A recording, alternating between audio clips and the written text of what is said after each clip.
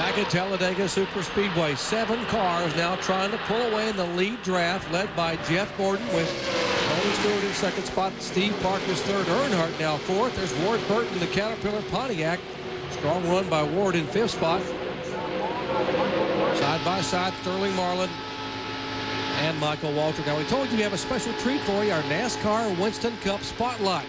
We're going to eavesdrop a little bit on Dale Jarrett, talking with crew chief Todd Parrott and spotter Bob Jeffrey. Let's listen. Line you're in, best line as far as cars go, I believe. Looking outside of you, looking outside. Still got that slide off the corner, Todd, with the front end.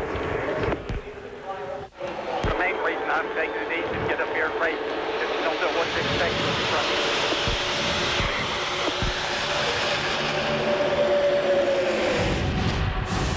Slide he's talking about off the corner. I'm sure that he's getting a little bit of bounce, and as he comes off the corner, the car will all of a sudden just change lanes on him. So he obviously does not want to be right beside another car when he does that.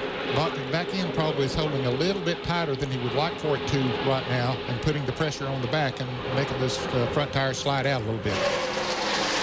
Now, Talladega may look smooth from where we're watching here, but let's go inside. Watch Dale Jarrett just bouncing around in the seat, holding on to that steering wheel. You see the window net fluttering there with the wind coming by at 195 miles an hour. Watch him bounce in that corner. And he's turning that steering wheel and sort of rocking it a little bit, Ned. Well, it's impossible, I think, maybe to, even with all the technology we have today, to pave a track as with the bank this is right here, to pave it absolutely smooth. And then they run very stiff springs in these race cars on race day. They run soft springs in them in qualifying, but on race day they run very stiff springs in them, so that does cause it to bounce around. Dale Jarrett now changing his line a little bit. He was on the bottom of the racetrack, then moved up to the top, and now moves back down to the inside. See that yellow strip on top of the steering wheel. Going up on the outside. It's Bob Jeffrey, the spotter, talking to him.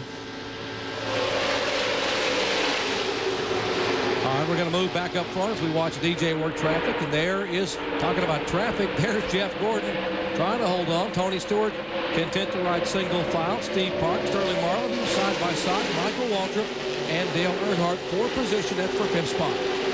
Sterling Marlin slides in that spot. We see Michael Waltrip, Pierre Labonte trying to get something going on the bottom of the racetrack. There's a pole sitter, Joe Nemechek, right behind them.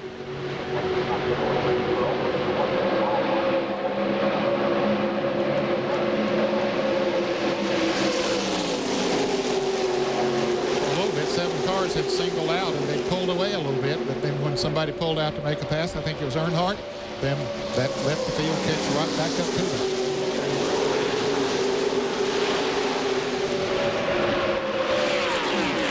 Averaging 191.5 miles per hour here, 36 laps into the run. Talking about Jeff Gordon's last couple of weeks, he gained a couple of spots in the Winston Cup point standings, has won 2 in a row. Winning at Martinsville and then at Lowe's Motor Speedway in Charlotte.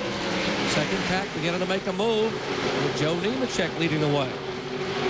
Well, as these guys up front, just as they race and do not stay in line, that has allowed that second pack to get close back up. And now we have 22 cars once again basically in the same pack of cars. And for you Jeremy Mayfield fans, I got a little concerned when he had the ignition problem, had to go to a backup ignition. He has climbed his way back up in the middle of the pack. Here's the car number 12. He's in 10th place the last time along. And there's Bobby Labonte following right along behind him. We mentioned a moment ago that Bobby seemed to be content. He was back there about 25th, 26th or something. Well, he's not as content as he was. Apparently his car is feeling good to him, so he decided, let me just try to move him up through here a little bit. John Kernan?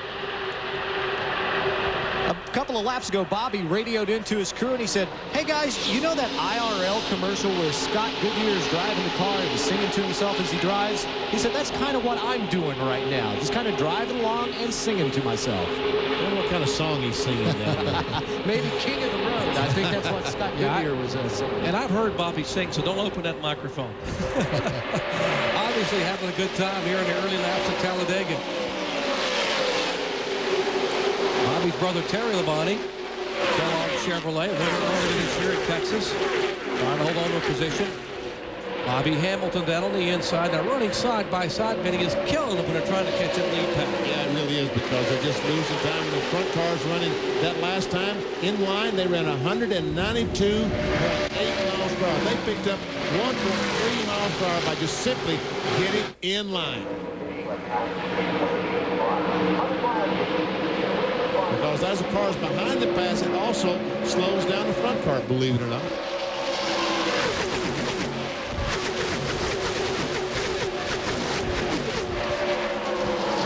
Let's check in on the Michael Waltrip pitch with Bill Weber. Bill?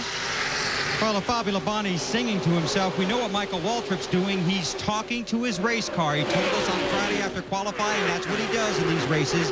And so far, he's very pleased. Remember, he has Sapco power. He has a good car. Getting close to the first round of pit stops. Watch for some guys to think about taking 2, not the 7 car. They'll need to take 4 because they have a very aggressive spring and shock setup. And they got a lot of wear on their left side tire. So it'll be 4 for Michael when they stop. Watch for some guys to try 2.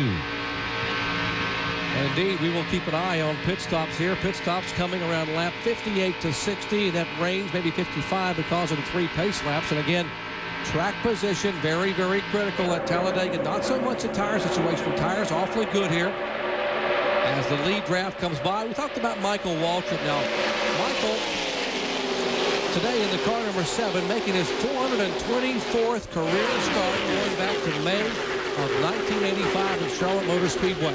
He has yet to get his first Winston Cup points-paying victory.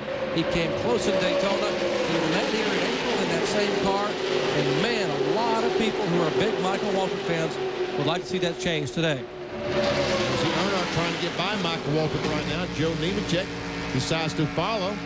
The second group has basically gotten themselves together. They caught this front group. Let's talk about fuel mileage just a little bit. You know, if you can go 70 laps on a tank of fuel, I don't know that helps you. If you're out there by yourself, if the other cars can't run with you the same amount of distance, you have to pit at Talladega, Daytona when other cars pit. You see all these cars drafting. If they were getting out of this draft and run around the racetrack by themselves, they slow down to probably 187, 188 miles per hour. So they cannot pit by themselves. There has to be other cars going in and coming out of the pits with them. Exactly, Benny. In the garage here this morning, there were a couple of teams that could go maybe 62, 63 laps. We said, well, why? If everyone else pits on lap 58, we're foolish to stay out there and run 3 or 4 more laps by ourselves. If they can find 3 cars that can run that fast, then fuel mileage means something. It may mean something at the very end of the race. The last pit stop could be critical. Well, we could be about 15 laps away from that first round of pit stops. The crews are waiting and watching, as are we. Back with more live NASCAR Winston Cup action from Talladega in a moment.